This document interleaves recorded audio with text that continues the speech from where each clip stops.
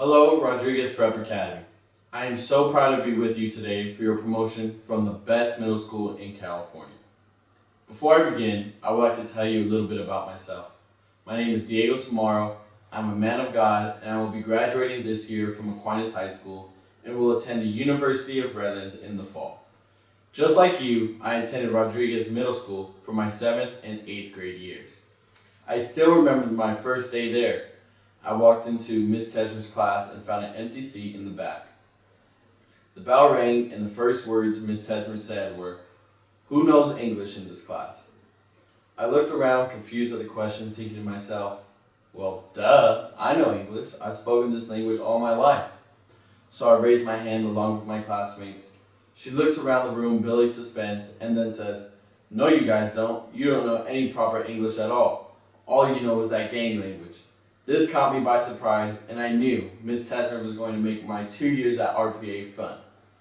I acquired the best education possible from my devoted teachers in order to enter high school more than prepared. I stayed up countless hours writing papers for Miss Tesmer, making sure I had proper binder checks and a detailed question for our discussions in Avid, preparing notes for my history class with Mr. Resendez.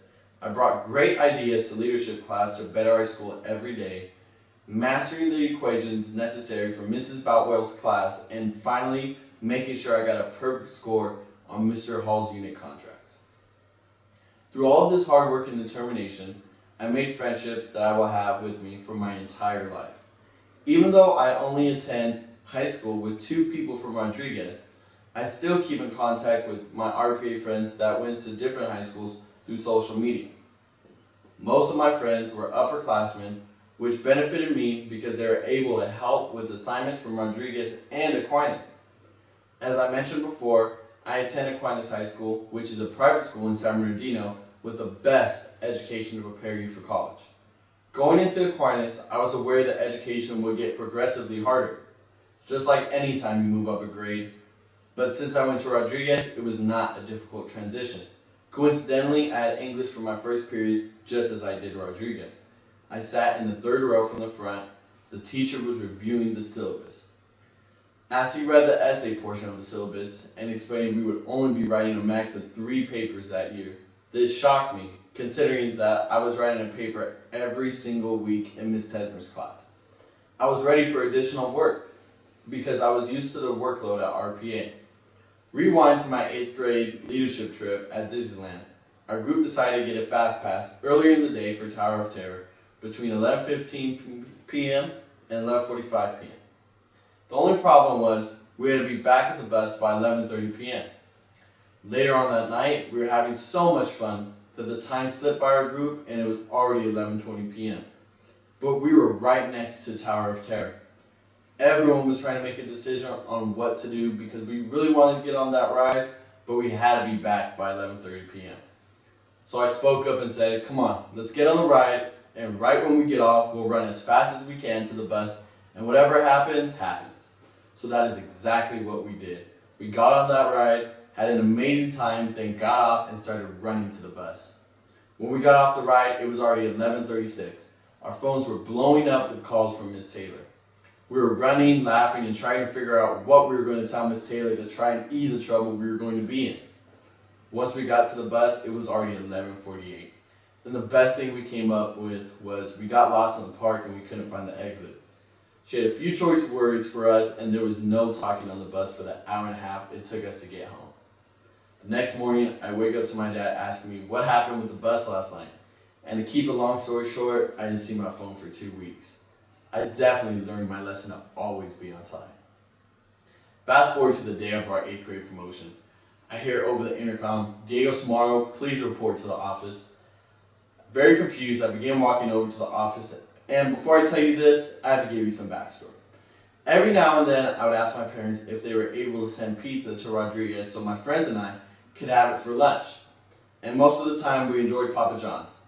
So continuing with the story, I arrive at the office to see Papa John's delivery man standing there with 8 pizzas.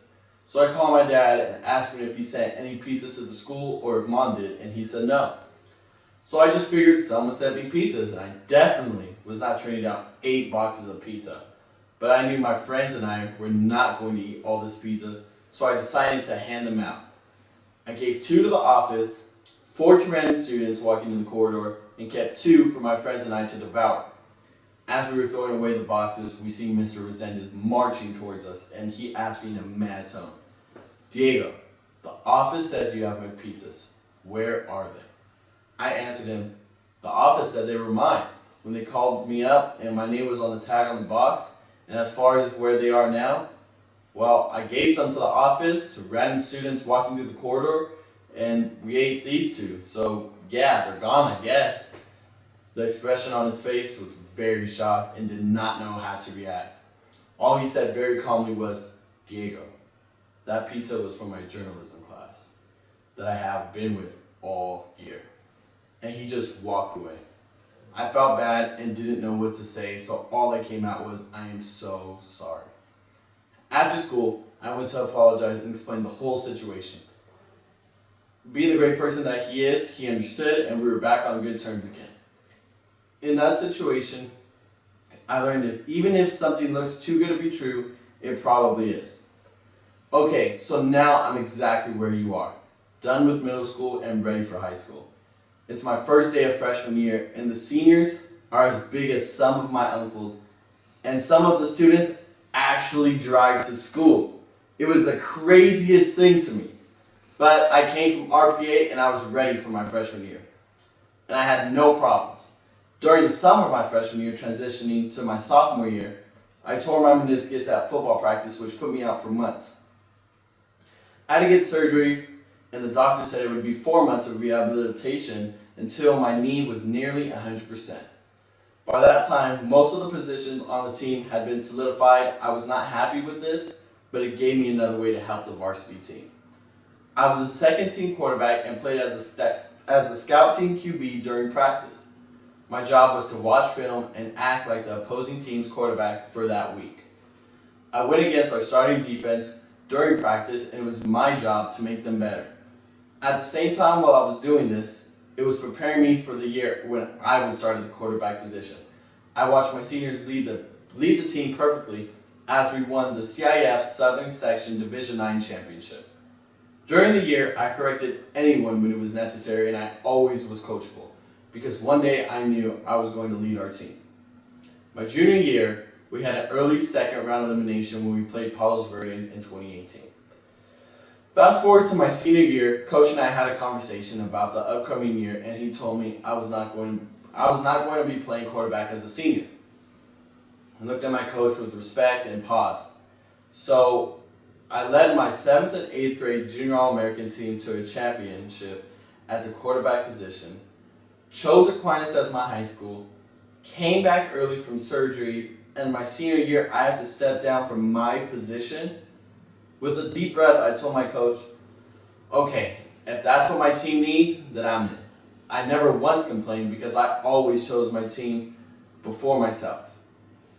I gained respect from my coaches, teammates, and the Aquinas community for my decision to put my school before my dreams.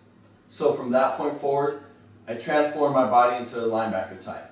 I gained a total of 30 pounds of muscle and was ready to start my new position, still not knowing what that was.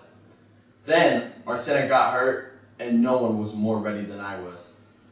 I had gained body mass, and with my quarterback experience, I knew every blocking scheme of every player. I refused to let my senior year look average. I've been playing football since I was 6 years old, and I've been waiting for this year my whole life. So I went to my head coach and told him I would play center, and I'm ready for this. He said, "Okay, if this guy fails one more time, you're in."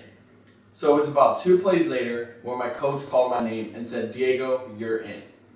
I never looked back. This was my new position, and I owned it. I was only 210 pounds, and every opponent I went up against was at least 75 pounds heavier than me. My opponents were close to 300 pounds, if not over. I didn't care. I did what was necessary for my team in the trenches. I faced opponents that were committed to USC, Wyoming, and other colleges, never giving ground to anyone because we both put our pants on one leg at a time. I had the best education and the don't quit attitude. I refused to let my opponent think they were better than me, I led our team on the field for 16 weeks, and we became the first team in Aquinas history to win a CIF Southern Section Division V championship over St. Paul and the Southern California D2AA championship over South Orange County San Juan Hills. We competed in the state championship but came up 4 points short of a complete season. My senior year taught me to always be adaptable, not only with sports, but with life. When life throws you a curveball, pause and conquer the moment. Never hesitate to take that leap. Embrace the challenge and face it with 100% effort. You don't have to choose football as your path. We all have something. Find your something and give that your all. Involve yourself with your school, whether it's drama, ASB, AVID, your pathway choice, or whatever it is in your heart. Whatever it is, keep it 100 and don't use tired as excuse. Our community needs you as much as it needs me. As I mentioned before, my next chapter has led me to the University of Redlands, where I will be majoring in business management and committing my efforts to Bulldog football. Thank you for listening to me, and before I go, I would like to leave you with a quote from one of the hardest workers, Kobe Bryant.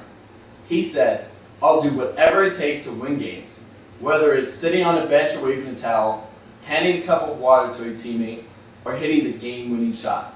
I love that quote because it focuses on the group and not the individual. Congratulations, class of 2024. I cannot wait to see what you accomplish in life. We are RPA, once an Eagle, always an Eagle. Thank you.